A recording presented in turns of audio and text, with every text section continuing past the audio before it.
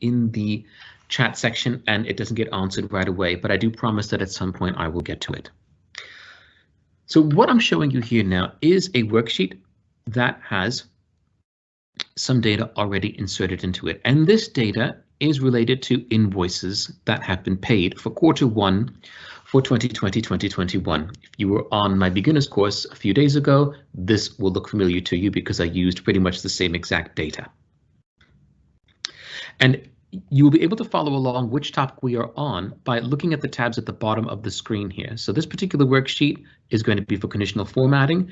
Then we've got data validation, working with tables, and pivot tables and charts. So if for any reason you need to step away from your laptops and then come back and you're not sure where we are, have a look down at the tabs here to see which topic we are currently doing. So formatting. When formatting comes to mind, you probably think of changing the way that something looks, changing the appearance of something such as its size, its font, its color, and what have you. And we do that for a number of reasons. We format text in order to make it stand out for a specific reason. Let's focus on column C, the amount of the invoices.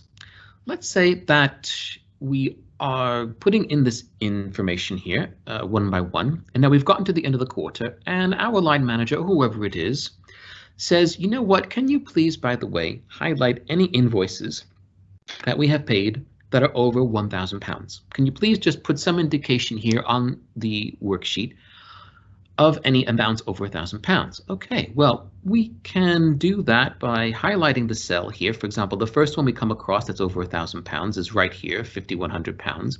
And then we can come up here to the home menu and the font group and the fill cell option here. And yeah, we can do that and make that blue. Now we can go down to, okay, that's not over 1,000, but this is over 1,000. Okay, great, we'll highlight that one. And now this one's over 1,000, we can highlight that one and this one.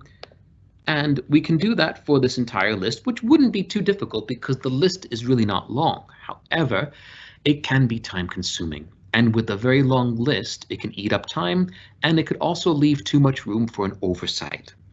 So wouldn't it be great if Excel actually did that work for us? It highlighted the cell automatically if the contents of it were over £1,000.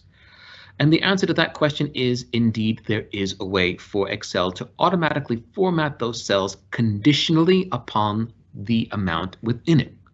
And that is called conditional formatting. Now, the way that you can access it is again through the Home tab, and there's a group here called Styles, and you will see one of the options here is conditional formatting.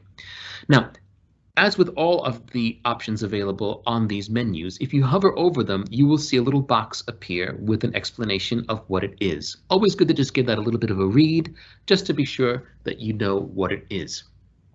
But here is the conditional formatting option.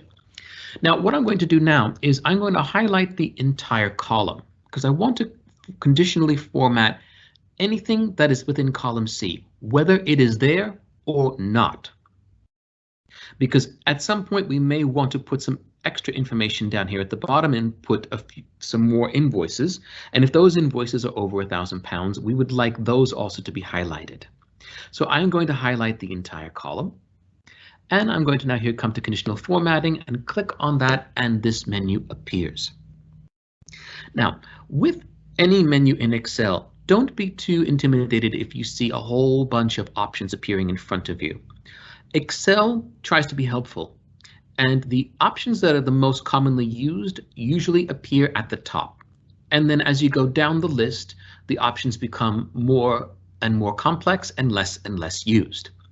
So at the very top here, the very first option here, Excel gives us some conditional formatting to highlight cells. And it says highlight cell rules here. So if I click on that, we'll actually hover over it. What will happen is that this now submenu will appear. And it will give us the option of highlighting cells that are greater than a certain amount, less than a certain amount, between, equal to, and so on. So I'm going to select greater than. Already look at what happens here. A window will now appear in the middle of our screen that says greater than, format cells that are greater than, and it gives us this box with a number already in it. That number that appears is the average of all of the values that are in column C. And you will see any value that is greater than the average now will be highlighted without us even doing anything. All we did was select that option for conditional formatting. But we don't want the average here. We want anything over £1,000. So I'm going to now replace that average amount with 1,000 and look at what happens to column C. Anything over £1,000 now is highlighted, and by default it highlights the cell that's over £1,000 with a light red fill with a dark red text. But we don't have to stay with that formatting if we don't want to. If we drop down this little menu here, we can see a few other options. Yellow fill with dark yellow text, green fill with dark green text. A little plug for accessibility here. Anyone that has any degree of color blindness would probably struggle with this kind of coloring, you know, light red with dark red, yellow with dark yellow, and green with dark green. The shades are maybe a little too close to each other. You might want to make it so that, for example, you have something like this. You have a light red fill and the color of the text remains black. That might be a little bit more accessible and readable for anyone who is colorblind. Okay. Now, you notice here, by the way, where it says amount, it colored it pink. We don't want that, okay? We don't want that particular cell to have any conditional formatting on it because that is the title of the column. Well, what we can do is we can click on that cell, come to conditional formatting, okay? And then there's the option, the second to last option at the bottom for clear rules from selected cells. So now only from that cell will the conditional formatting rules now be removed, and it will go back to just looking like a column heading like all of the other columns around it. The conditional formatting can also be removed for the entire column as well. Let's say we don't want that to be there anymore. Highlight the whole column, come back to conditional formatting, clear rules from selected cells. You can also do a Control-Z to undo what you immediately did. The conditional formatting can also apply to text. For example, let's highlight A, column A, and come to conditional formatting and highlight cell rules and text that contains. By default, it puts in the column header there, provider, but let's say that I want to now highlight any cells that contain the word training, and look at what happens in column A. It says highlights all of the cells containing training right and the virtual training team because all of those cells has the word training. If I want to be more specific, I can just continue typing and putting in training right. And again, I'm going to change it to just a light red fill. And again, because I have done it for the entire column, if I then put in another line of information here, and another invoice that came in from training right to be paid, look at what happens. If after I type in the name of the company, training right, and tab away from the cell, it automatically will conditionally format it. So I don't even have to worry about going back and highlighting it. I'm going to go back to highlighting column C here, and let's have a look at some of the other options here as well. Top bottom rules. So let's say we would like to see the top 10 items that are listed in column C. Click on that and look at what happens. The top 10 items, the top 10 most expensive invoices are automatically highlighted for us. If I want to come here to see the bottom 10, it does exactly the opposite. Data bars. Let's have a look at what these data bars are. So what data bars are a graphical representation of the amount that is within the cell. Excel tries to be helpful by taking the lowest amount and the highest amount, and then shading the particular cell by that particular amount that is reflected within that cell. So for example, here you see 650 is represented by a little small bar, 5100 by a very large bar, 5500 because that is the highest amount by the biggest bar, and 300 because it is the smallest amount, or actually right here 297 by the smallest bar. So it's a very quick and easy graphical representation of the amount within the cell. You can change the color to green to red, and that's a gradient fill, by the way. So as it goes from left to right, it goes from dark to light, but you can also make it a solid fill. Again, be mindful of accessibility. Something like this with the dark blue bars over black text, it can make it a little difficult to read. Use a lighter color like a yellow or possibly a green might be a bit more appropriate. There are also color scales that you can use as well. Now, what color scales are, let me just delete that conditional formatting there, clear all the rules. What color scales are grouping different amounts by by color. Okay, so you can group a certain amount, for example, anything under £1,000 could be yellow, anything between 1,000 and 2,000 could be green, and so on and so forth. And you have a couple of choices here for the different types of color scales and different color combinations. But I actually like icon sets. To be honest with you, icon sets, if you select any of these icons to use, look at what happens in column C. It color codes it and it actually puts a symbol in front of the amount. Again, I like this for accessibility purposes. It just makes it really, really clear the conditional formatting that you would like to put in place. So I'm going to select that particular icon set, and show you how you can format it to reflect how you want it to be used in the column. Because right now, when I selected it, you see that there's a green up arrow in some of the amounts here and a down red arrow in most of the others. Doesn't seem to make too much sense at first glance. So what we need to do now is to come here to conditional formatting and manage rules. Now, when you click on Manage Rules, what will happen is that a window will appear for Conditional Formatting Rules Manager. And any conditional formatting rules that you have applied will appear listed right here in this window. And you can see that the one listed here is the icon set with the up green arrow, the yellow arrow pointing to the right, and the down red arrow. And you can see it applies to column C.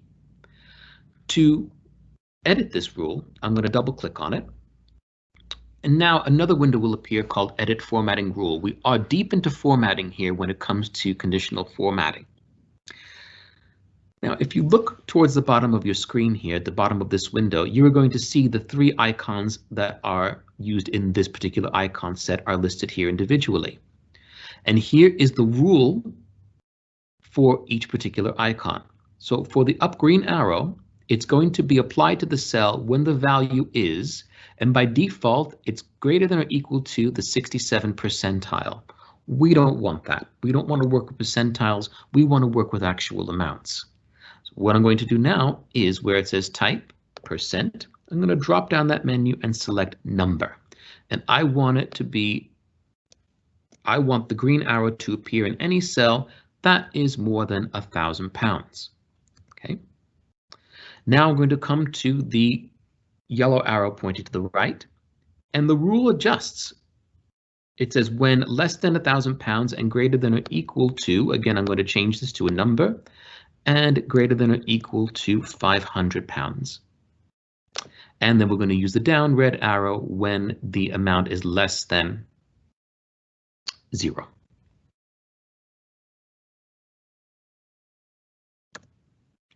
I should have hit tab actually. There now it changes the rule for the green down arrow to when it is less than £500.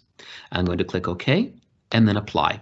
And now look at what happens. Now in the amount list, the rules have now been applied. Anything over £1,000 is now reflected by a green arrow pointing up, and so on and so forth with the other arrows. And that is essentially your conditional formatting. Again, play around with it, highlight the cells, come over here to the conditional formatting option and start to play around with some of these rules and see what kind of conditional formatting works best for you and your particular needs. Next, we're going to go to data validation. Again, we are using the same data set that we did before.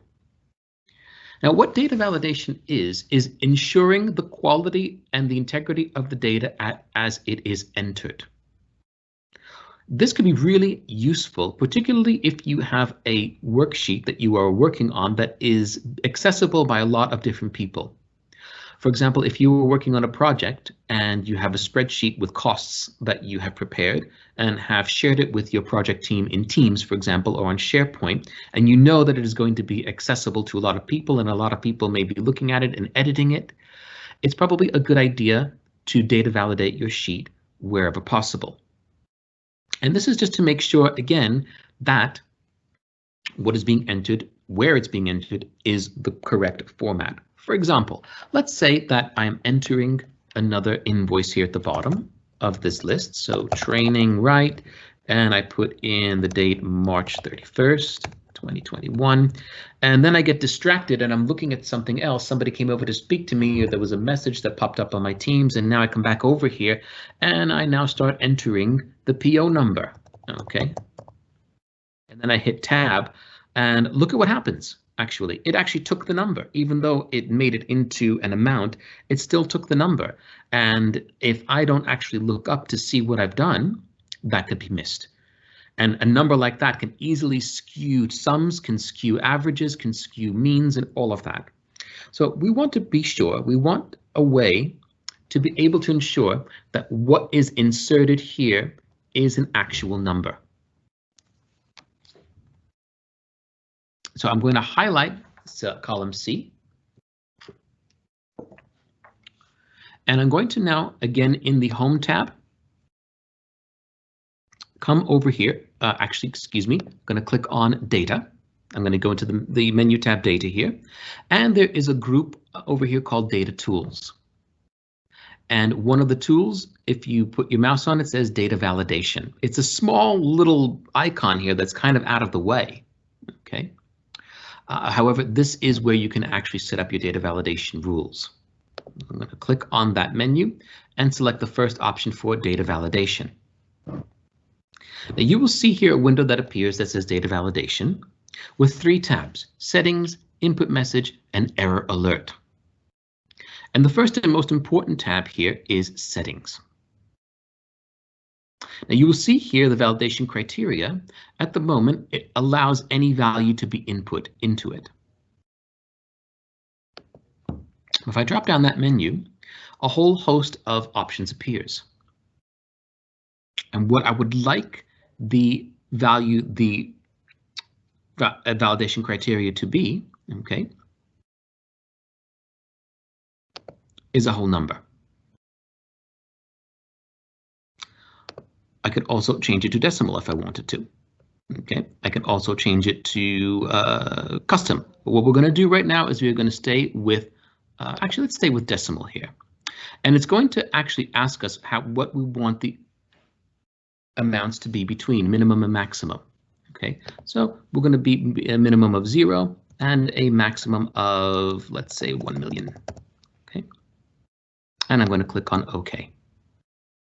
So now if I come over here to this particular cell here and I try to put in something like my name, look at what happens. If I try to tab away from the cell, I will then get an error message saying this value doesn't match the data validation restrictions defined for this cell.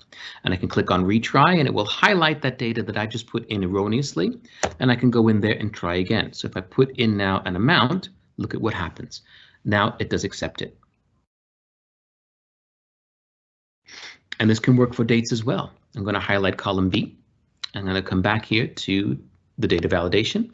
Okay, and I'm going to change any value to date. And again, it's going to ask me for a date between a start date and an end date. So because this is for a particular quarter, I'm going to put the start date for January 1st of 2021 and the end date for March 31st of 2021. And I'm going to click on OK.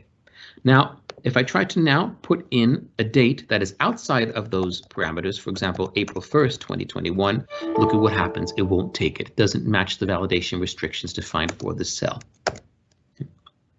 So if I do then put in the correct date, now it takes it.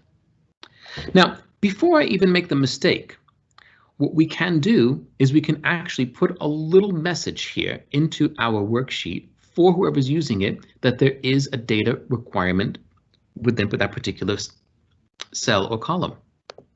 So what I'm going to do is I'm going to highlight the entire column again and come here to where it says data validation. Okay, and I'm going to now come to the second tab of input message.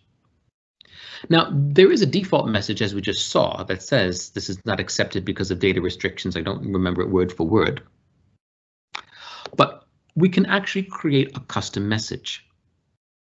So I'm going to now call that custom message date for Q1, actually for invoices. Okay, please ensure that the entry is a date between January 1st, 2021 and March 31st, 2021, and click OK. Okay. Look at what happens now. Whenever I click on any of these cells in column B, look, automatically that message will appear, alerting the user that there is a data requirement restriction there. In addition, we can also customize the error message as well. So if I come back here to data validation, there is the third tab for error alert.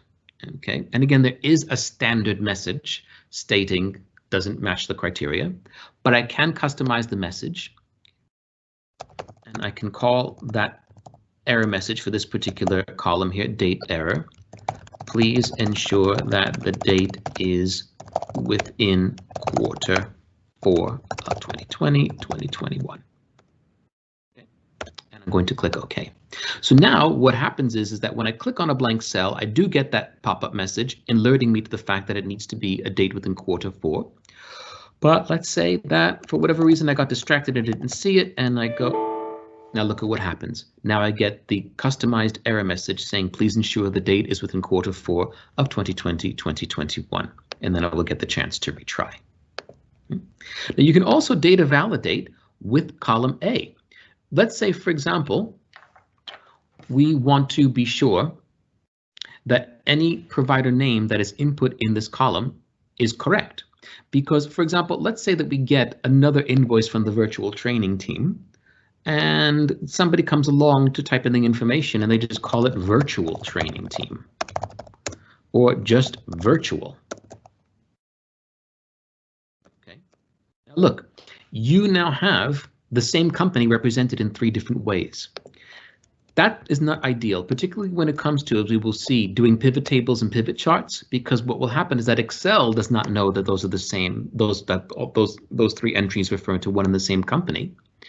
You want to be sure that that company name, the virtual training team, is used every single time. So what you can do is you can create something called a data validation list. You can create a list of all of the different provider names that are to be used in column A. How do we do this? First, let's have a look at column A and highlight all of the entries. Okay. Now I'm going to copy these names and I'm going to create another worksheet here at the bottom here. And this worksheet is going to be called provider names. Right. And I'm now going to paste those provider names right here. Okay. Now you may be saying to yourself, well, wait a second, some of these provider names are here more than once.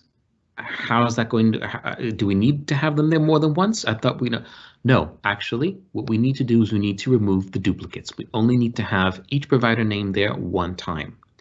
So I'm going to highlight that list there, and I'm going to come to the button directly above data validation that says remove duplicates. So I'm going to click on that button, and this window will now appear, remove duplicates, column A, okay, and I'm going to click OK. 14 duplicates were found and removed, 12 unique values remain. So now we only have each company name there once duplicates are gone. So now I'm going to do is I'm going to come back to now the data validation worksheet, the original worksheet that we were working on, highlight the entire column A, and now come back to data validation. And where it says settings allow any value, I'm going to now change that to the option for list.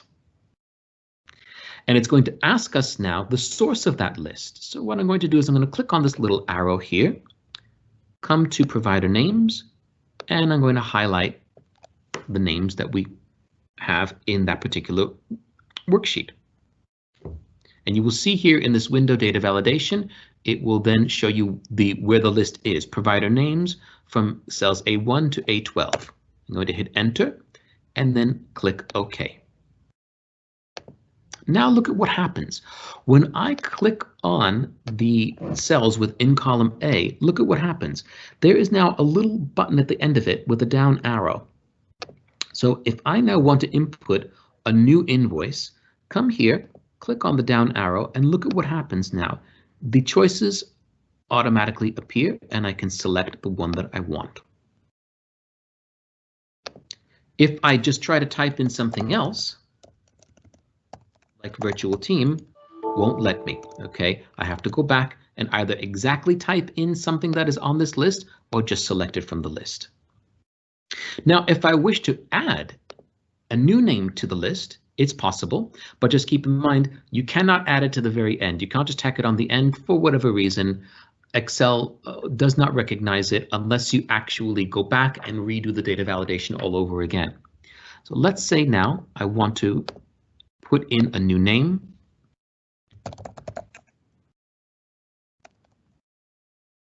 Associates, okay, and come back here to data validation, and there it is. Now it appears within the list. And that is how you can validate your data. Okay?